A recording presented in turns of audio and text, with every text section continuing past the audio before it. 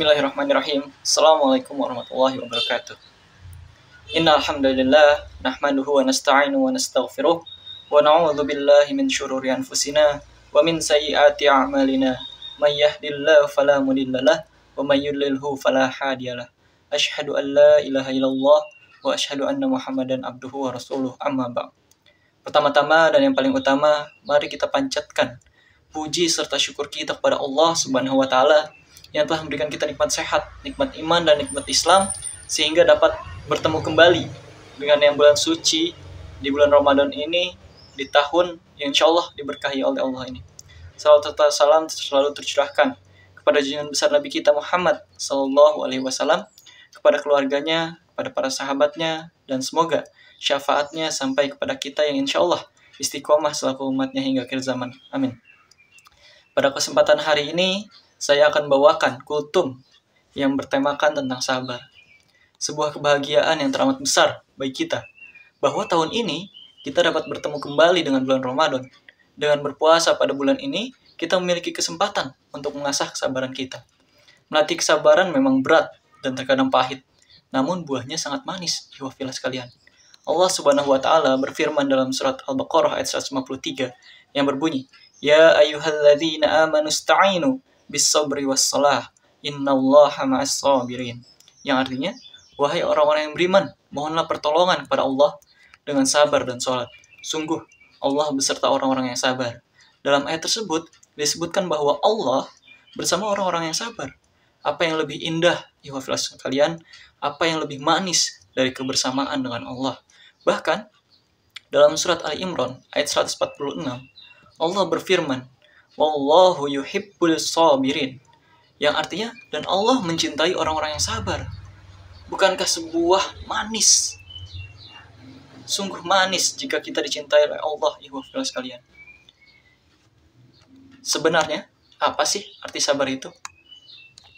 Sabar dalam bahasa Arab, secara bahasa sabar berarti rodiya atau ridho, tajallada atau mengikat, tahammala atau bertahan, ihtamala atau menahan, dan dalam menghadapi sesuatu fi hudu'u wa itminaan atau dalam ketenangan, dan du'ona syakwa atau tidak mengeluh. Namun tentunya untuk mencapai tingkatan itu tidaklah mudah, ikhwafillah sekalian. Allah berfirman dalam surat Al-Baqarah ayat 45 yang artinya, dan mohonlah pertolongan kepada Allah dengan sabar dan sholat, dan sholat itu sungguh berat kecuali bagi orang-orang yang khusyuk. Mengapa berat? Karena sebagaimana arti bahasanya sendiri, dalam bersabar kita harus mampu menahan diri dan bertahan dari hal-hal yang menggoda kita, dari hal-hal yang tampaknya menyenangkan dan memberikan kenikmatan kepada kita. Jadi di sini ada beberapa jenis kesabaran, ikhwafillah sekalian. Jika kita berkaca dari kisah Nabi Yusuf dalam Al-Quran, setidaknya ada 3 jenis kesabaran yang harus kita asah, yaitu sabar menahan amarah, melawan godaan nafsu, dan menghadapi cobaan. Yang pertama, sabar menahan amarah. Ikhwafillah sekalian. Bentuk kesabaran yang pertama adalah sabar dalam menahan amarah. Saat Nabi Yakub, ayah Nabi Yusuf, menerima kabar bahwa Nabi Yusuf dimakan oleh serigala, yang ia katakan dalam fasobrun jamil. Hal ini terekam dalam surat Yusuf ayat 189, yang artinya, dan mereka datang membawa baju gamisnya yang berlumuran darah palsu. Dia berkata, sebenarnya hanya dirimu sendirilah yang memandang baik urusan yang buruk itu. Maka hanya bersabar itulah yang terbaik bagiku. Dan kepada Allah saja memohon pertolongannya terhadap apa yang kamu ceritakan. Tentunya, kesabaran menahan amarah juga ditunjukkan oleh Nabi Yusuf. Di penghujung kisah Nabi Yusuf, saat Nabi Yusuf telah menjadi orang besar, dan para saudaranya yang dahulu kini meminta maaf padanya, beliau tidak memarahi ataupun mencaci maki. Justru, beliau berkata, sebagaimana terekam dalam Al-Quran, yang artinya, dia Yusuf berkata, pada hari ini tidak ada cercaan terhadap kamu. Mudah-mudahan Allah mengampuni kamu, dan Dia Maha Penyayang di antara para penyayang. Quran Surat Yusuf ayat 92. Bayangkan ikhwafillah semua, bukan hanya tidak mencela, beliau bahkan mendoakan dan menghibur saudara-saudaranya tersebut. Luar biasa tingkat kesabaran yang beliau tunjukkan. Dan sungguh, tepat momentum Ramadan ini, ada baiknya kita gunakan untuk lebih bersabar dalam menahan amarah. Dalam kitab Sahih Muslim, kita menemukan hadis Rasulullah Shallallahu Alaihi Wasallam yang diriwayatkan oleh Abu Hurairah, yang artinya, jika salah seorang di antara kamu berpuasa, hendaklah ia tidak berkata-kata yang kotor ataupun melakukan perbuatan yang bodoh. Dan jika ada seseorang yang mencelanya atau mengajaknya bertengkar, maka hendaklah ia berkata, sesungguhnya aku seseorang yang berpuasa. Sesungguhnya aku seseorang yang berpuasa. Hadis riwayat Muslim.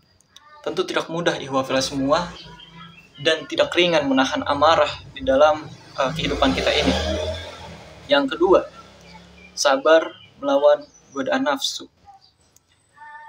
Yang kedua ini cukup sulit juga tentunya untuk kita hadapi, ihwafillah sekalian.